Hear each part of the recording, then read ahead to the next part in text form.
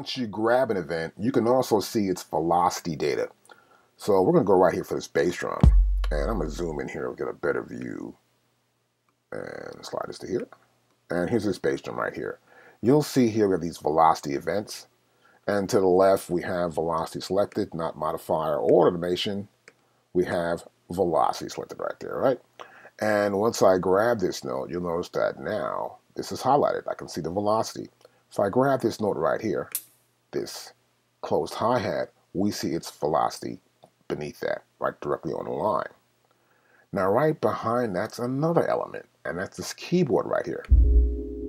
And you see it's right there on the same line, and we can see its velocity. We must select that event to see that. Now once I do, I can always adjust that too. I can give it a little stronger feel or not. I can say, well, I want to be a little louder there, more velocity, more hit to it. And I'll hear it too. That's softer than this event. This is a copy of that event. That's a little louder. I want to make this loud, a little bit more loud than that event.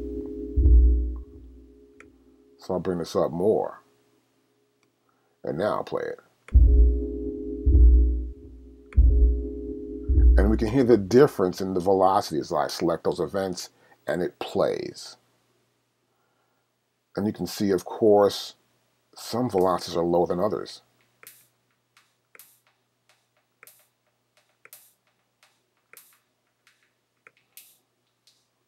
As you can see right here.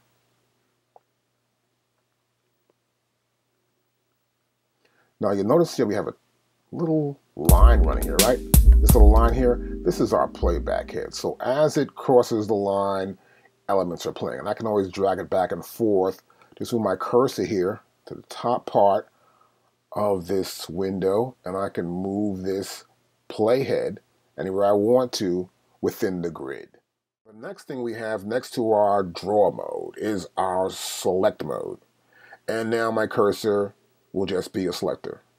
See that? If I'm in draw, it's a pencil. But in selector, I can drag it anywhere within this area, right? Within my workspace here. And I can select a bunch of events.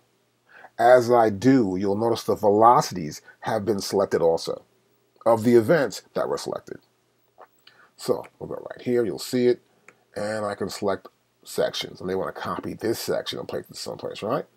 Or copy this one and place it someplace. And once I do, I'm selecting events and copying it.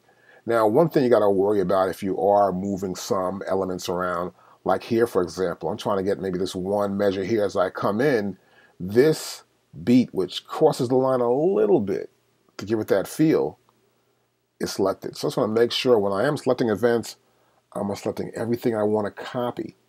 Get every element I want to copy, all this, not that, but this, up to right there. And I can copy this whole bar. Now also, once I select an event like this, you'll notice it becomes a hand.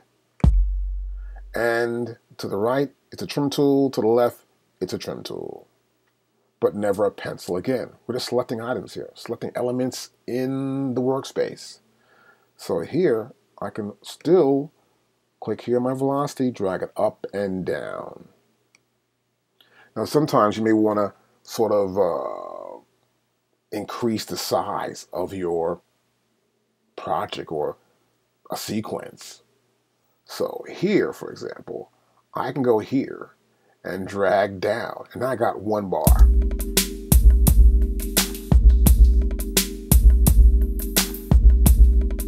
Just one bar. It's just hiding the other bar though. See, I didn't delete anything. It's still there. I go back to 2, I've got the full 2 bars. I can go up to 4, I can go up to 8, so I can go all the way up here, I can just keep going. No need for that. But this is just to explain and show you that you can increase the number of bars here directly in the workspace. Now I can go and say, let's go to 4 bars. I have 4 bars here. I got my cursor here. I'm going to drag down here, go to here. Got those events selected. I can go here to copy, right? I'm going to go to here. I want to paste them in. Go to here. I'm going to go to paste. And I've pasted those events here starting from 3. Now play it back from the top.